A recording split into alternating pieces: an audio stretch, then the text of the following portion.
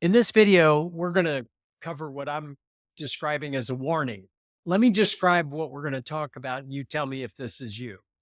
If you are a professional services uh, person and you're delivering service to a community of successful, affluent, let's call them ideal clients, but it's not just you delivering the service, you're actually delivering service through a team of skilled and experienced professionals. I'm going to go through in this video and arm you with a series of warnings, what to do about it as far as building a team. High standards is a problem when you're building a team these days. My business is financial services. I've been delivering truly comprehensive financial services, not just at any level, but at a high level, extraordinarily high level, the level that it's hard to find anywhere at any price. I've noticed over the last quarter of a century a steady decline in the quality of professional service providers. Now, in my business, what do we mean by a team? My background is in investments, but I'm the team leader. So, what I train advisors to do in our industry, and it really doesn't matter what your professional services industry is, but in my industry, I teach advisors how to assemble a team of highly skilled professionals. This in our industry, it would be, for example, a high-end certified public accountant expert in the area of tax. It would be a highly experienced estate planning lawyer, ordinarily board certified in estate planning in the states where they practice. Chartered financial analyst, a professional that's received a worldwide certification by attaining the CFA designation, but has been managing investments for more than 10 years. These are the kinds of professionals when I'm describing assembling a team, these are the type of people that I'm going out seeking. I am actively seeking professionals, not just at any level. They have to have two criteria for me to consider them. But the warning in this video is going to be to watch out for this decline in what I've noticed as a decline. I think it's quite obvious to me, a decline over the years of professional standards. So I'm going to go through what that means and what to do about it. But let me tell you the two criteria that I look for. Now, if you're in some other field, or maybe you're a certified public accountant, you're a partner in a tax firm, or maybe maybe you are a board certified estate planning lawyer. You're thinking of assembling a team to deliver more comprehensive services to your clients. This would be true for you as well. So this warning is across certainly all the professions in the financial services industry. But let me go through the criteria. So just to standardize, what I've been looking for actively since the year 2000 are the following criteria. Two primary criteria. I'm looking for professionals in each of these fields that have above average technical competence. So let's just say as a baseline, I'm not looking for average competence. I'm certainly never going to hire below average technical competence. I am only interested in a professional if they have above average technical competence. Now, what that means, depending on the profession, varies.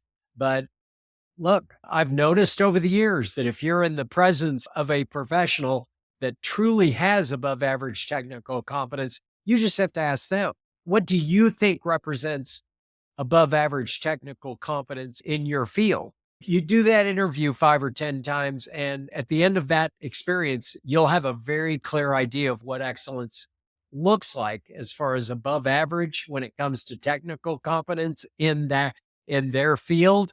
After you've interviewed 5 or 10 of them, I'm looking for above average technical competence. That's criteria number one. But the second criteria is critical as well. I am only interested in professionals if they understand how to impress affluent clients. Now, this is a skill that really is a problem. This is where the professional standards that I've noticed over the years have declined. It's in this area of really understanding what affluent, successful, ideal clients are seeking and what impresses them.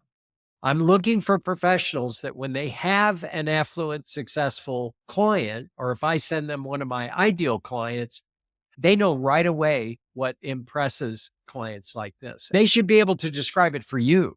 You shouldn't have to describe to them what it is that impresses clients. When you're sitting down having a discovery meeting with a potential professional to invite onto your team, or maybe just to assemble a team that you can send your clients to and feel confident that, that these people are going to knock their socks off. Why? Because they have far above average technical competence and they understand how to impress affluent ideal clients. Ask them. If you're interviewing 5 or 10 partners of tax firms, estate planning firms, whatever you're looking for, money management firms, in our field, we are looking for 5 professionals on each team. I'm looking for an above average, highly skilled, highly experienced certified financial planner. I'm also looking for a chartered financial analyst, someone that is skilled in money management, investment advisory. Okay. Then estate planning, tax, then risk and safety. And that's a specialty all of its own, but it's a professional that can assess risk for an affluent client and put together a plan to mitigate risks or increase the safety of the overall strategy once it's created. But the main focus areas are financial planning, money management, estate planning, tax, and mitigating risk, which includes assessing whether or not a client's got the right kinds of insurance. But that's just a subcomponent of that. Back to the issue. When I sit down and interview, I call it an initial discovery meeting with a professional. Let's say I'm sitting across the table from a partner in an estate planning law firm, somebody at partner level. Now, I only consider members of our team to interview if they have been doing what they're doing for at least 10 years. So in their field, have they been advising for at least 10 years individuals and families? Are they partner level or above? Are they used to the top level clients at whatever environment they've been in for the last 10 years? Do they have administrative support? So I don't even interview people unless they have at least 2 administrative support people underneath them. In other words, they've got people. It's not just a one-man band. This is a sign of the type of professional that I'm looking for on my team. But you get the idea. Experienced, skilled, partner level. They've got support. This is an established professional. All right. So then I sit down with them and I ask them, look, you're in this profession, not me. You've been doing this more than 10 years. I'm looking for above average technical competence. So lay it out for me. What should I be looking for? Describe for me what above average technical competence sounds like in your industry. What is it? Walk me through it.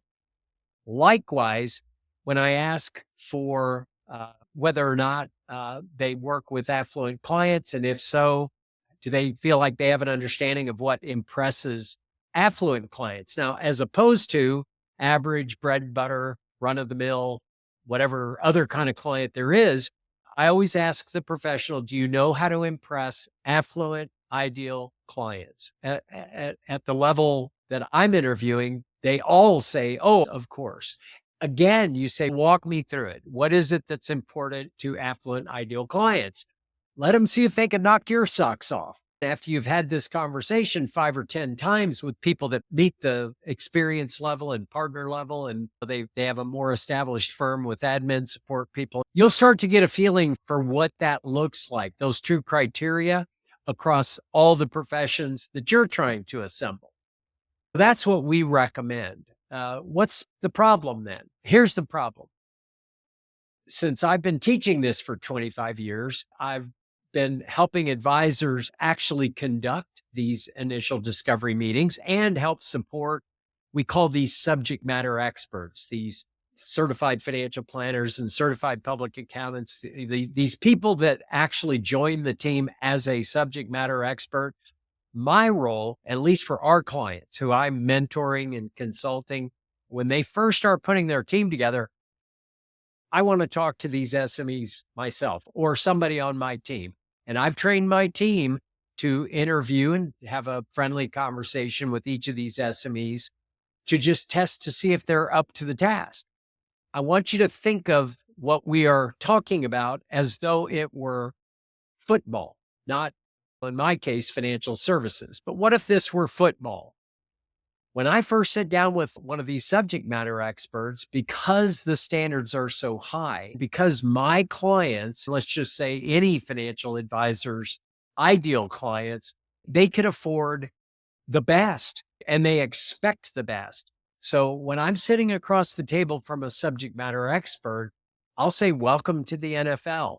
And I explain if this was football, you're now in the NFL. My job is to support you, make sure that you're ready to go out onto the field on Sunday. Because if I put you out on the field and our clients, which is the crowds in the stand, my ideal clients see your performance and you're not up to the NFL standards, it's not going to be fair to the clients. They deserve NFL quality service, and it wouldn't be fair to you. I'm telling you what I've noticed over the years is that you have to be very careful of this. I'll tell you how to mitigate this problem in a minute, but just acknowledging and accepting that this is a problem is going to be a leap of faith for some of you. Financial advisors that I've worked with tend to give other professionals the benefit of the doubt. I cannot tell you how many times I have sat down with a financial advisor who's trying to build the team the way I recommend. And I'll ask them, do you have a tax accountant on your team that is creating strategies and tactics for your clients? They'll say, yes. Or sometimes they'll say, no, I've got a referral relationship and I'll send some clients to an accountant. I always send it to the same accountant. We have a great relationship and he's got a great reputation. Okay, fine. I'll ask if the tax person that's currently on their team or the one that they refer to, do they have above average technical competence and do they know how to impress affluent, successful, ideal clients? Most financial advisors giving the benefit of the doubt to these friends of theirs who are professionals just like them, they tend to pump their resume up a little bit beyond what they know is true.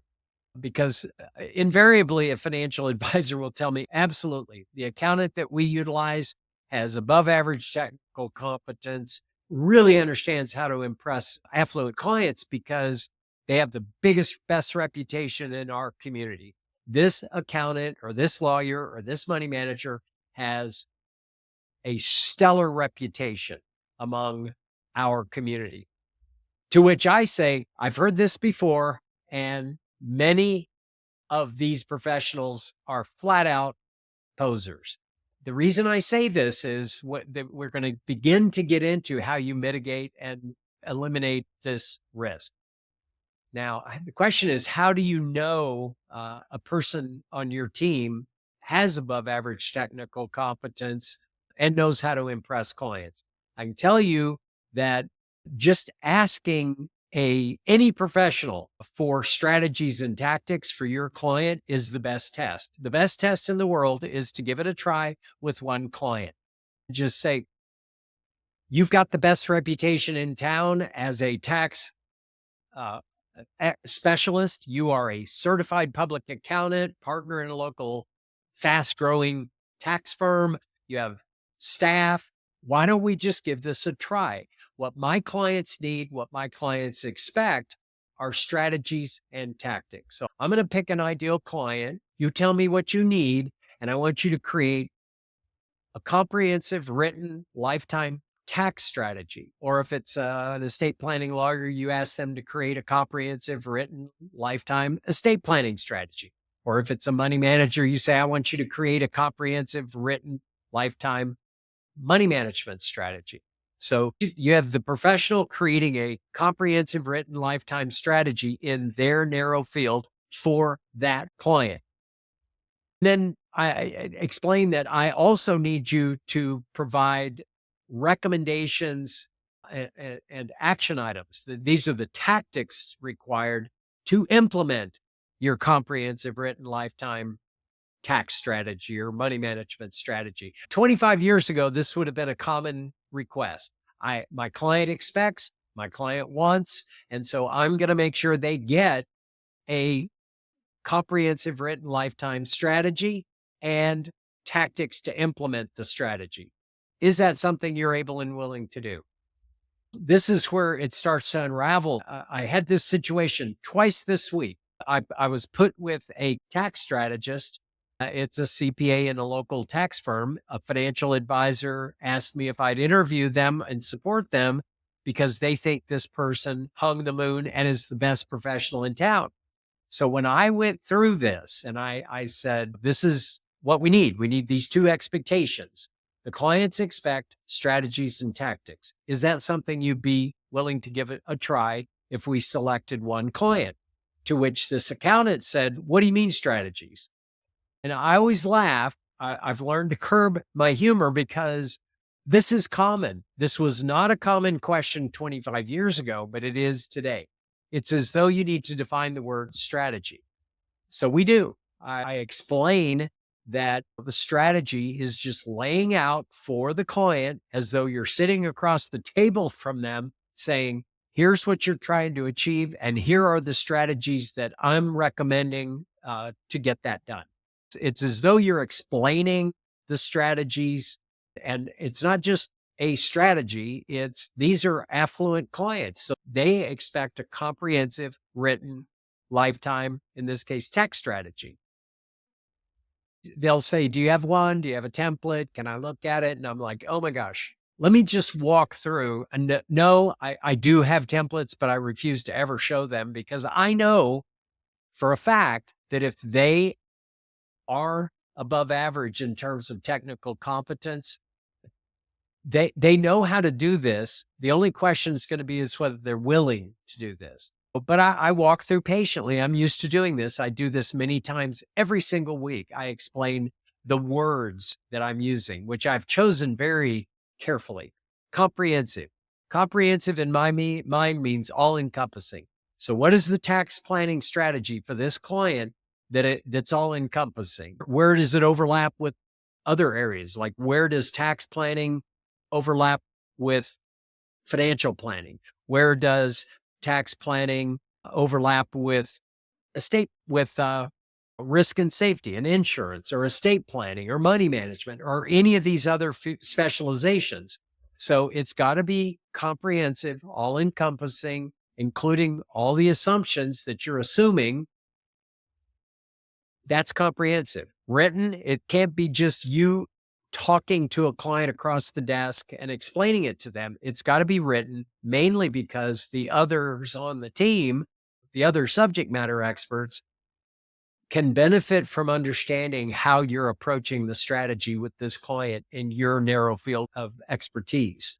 So comprehensive, written, lifetime. It cannot be just taking a snapshot of the client in the current situation against what the client's trying to accomplish, saying, here's the strategy for right now. Yeah, that's fine. Obviously, it's got to be for right now, but it's also got to envision the client's entire lifetime. Anything that you know right now that this client will be facing at some point in the future, as long as they have these holdings, whatever the current client situation is. Let's say here in the US, if a client has a retirement fund, part of the strategy is we've got to be aware that even if you're a young couple or something, there will be a point in the future where you must begin taking distributions from these tax advantaged accounts. So it's got to be lifetime. So comprehensive, written, lifetime tax strategy. We're not talking about writing War and Peace. We're talking about, usually for a subject matter expert, it's 4 or 5 pages. You can use whatever format you want, but I explained to them, you need to document your strategy for the team. Now to tactics. When I say tactics, what I'm saying is I also need you to create action items and recommendations to implement your strategy. Now, It's everything that you know needs to be done right now. But again, every action item that you are currently aware that this client is going to be facing down the road throughout their lifetime based on what their current situation and their current holdings are. I often get subject matter experts saying, how do you do that? You can't predict the future. Things change. To which I say, absolutely. I only want to invite people on my team that are capable of creating a comprehensive written lifetime tax strategy or money management strategy, whatever, and update it fully annually. That means it's going to iterate and evolve and change over time. So this year, you're creating this and you are predicting things down the road based on their current holdings and the current plan. But if that changes next year, you're redoing the plan next year, you're fully updating it, and things will change as time progresses. But as far as the tactics are concerned, I want to emphasize that the tactics need to be at a level that will impress the client. Now, keep in mind, we're not talking about average run of the mill bread and butter clients. That when it comes to building your team of subject matter experts, even if you have 3 non-ideal clients to every 1 ideal client currently, so you're thinking, well, most of my clients are not ideal clients, forget that. You're pointing to the future. The assumption is that you're going to be going up market. You're going to be getting more complicated clients worthy of paying higher fees. So you need to build a team with that in mind. Welcome to the NFL. So I only accept people on my team if they will commit to me that of all the action items and recommendations, the tactics that they create to implement their strategy, I need at least 10 per year that rise above what we would describe as routine or boilerplate level. That to be on my team, every year, I need a minimum of 10 action items that require more thought. They require more skill and experience. They are custom tailored to this client. They're highly relevant to something that this client cares about. It's in that way that if I can get any SME to create a strategy that's worthy of an ideal client, at least 10 tactics that are impressive to an ideal client. And it's okay. 4 out of 5 recommendations and action items of these tactics, it's okay if 4 or 5 of them are boilerplate or just best practices. This is an action item we would always recommend to some client in this situation. Fine. That's routine. That's boilerplate. But there need to be at least 10 that rise above that routine quality so that you feel like you have the skill and you feel like you have the experience that on an annual basis, you could create at least 10 recommendations that the client would call impressive, that a client would read and they would say, wow, I would have never thought of that. That's a great idea. Great idea. So that's what we're going for. We need at least 10 of those. So you'll go armed into these initial discovery meetings with SMEs, slightly skeptical. Here's the bottom line.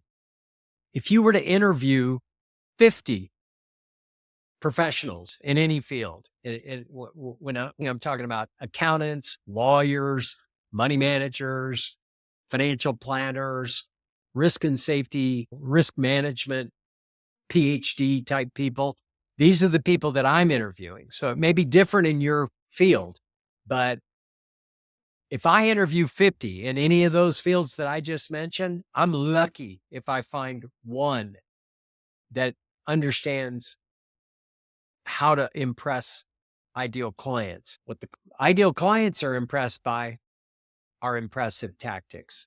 It's important that subject matter expert come in and feel confident that, oh, this will be fun. What you're looking for is a subject matter expert who hears these 2 expectations, strategies and tactics, and not just any strategy. I need a comprehensive written lifetime financial strategy in your narrow field. I need tactics, but of all your recommendations, tactics, I need at least 10 that rise above average, that the client would view as impressive. And how do you know? Because you understand what impresses affluent ideal clients. That's how. When you're sitting down and just having this conversation up front and they start pushing back on you and saying, oh, clients don't need that. Here's our process. Usually it's some shortcut to get from the initial fact finder with the client straight into implementation. What seems to have happened over the last 25 years in most professions is a lowering of standards where we skip creating the strategy and we jump as quickly as possible using lots of shortcuts to get straight to the implementation. A money manager says, oh, screw that. We don't need a strategy. I've got a fact finder. I've got a risk profile. I've got an investment policy statement. And then we just jump in and start putting the portfolio together. Whoa. We have skipped a critical part of the process that I know from my own experience and I have data on this, from gathering data on this. Clients think you're creating a strategy. Clients believe you have created a strategy in at least these 5 areas if you're delivering comprehensive financial services. And the fact you haven't would be news to them, and they would not be happy. And the more affluent, the more successful they are, the less happy they would be. So my advice is handle this up front. If you have to interview 100 tax accountants to find 1 or 2 that will actually commit to these 2 things, let me tell you how they sound when you know you're in front of the right person. Keep in mind, for out of 50, you will have talked to 49 who are pushing back and arguing, saying, oh, none of that's necessary. Oh, who does that? I don't spend a lot of time figuring out whether they're unable to step up and they're just not capable, not up to the task, or whether it's they don't want to. I sense it's close to 50-50. I think at least 50% of these partner level 10-year experienced professionals, they could do this if they wanted to, they just don't want to. So I don't care why they don't want to. I just establish as quickly as possible that they don't want to, or they're unable. Whatever it is, they're pushing back. How you know you're in front of the right person is it's so refreshing. They go, wait a minute, that sounds fun. So you mean you're going to have other team members that I can communicate with who have other narrow fields of specialty? We can collaborate. I say, of course, that's the whole idea. We have a team. Each is a specialist. It's as though you had, if it was a football game, it would be every player has their own specialization, receivers and defense, and everybody's doing their thing. But when they're working together, it's like a symphony orchestra with you as the conductor, just watching the team play. When they hike, it's just like poetry in motion. What am I used to when I interview 50 of one profession? I'm likely to only find 1 with above average technical skills, which most of the ones I interview do have above average technical skills, but do not understand what actually impresses affluent ideal clients. What am I saying? I just want you to go into the marketplace aware, whether it's the professional that you're currently using, that you're happy to send referrals because they have this great reputation locally, or just somebody you're considering to serve on your team.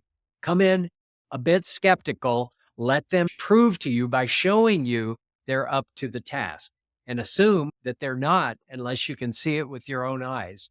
Because the worst thing in the world that you can do, I think it's unfair to the professional, but it for sure is unfair to the client.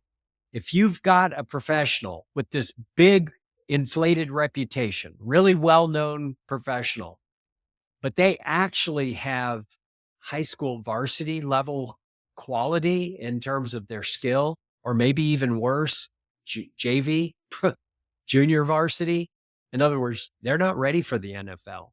But if you believe their reputation and you just think they do, not having seen it with your own eyes, so you put them in to the game, there they are on the field on Sunday on live TV in the NFL.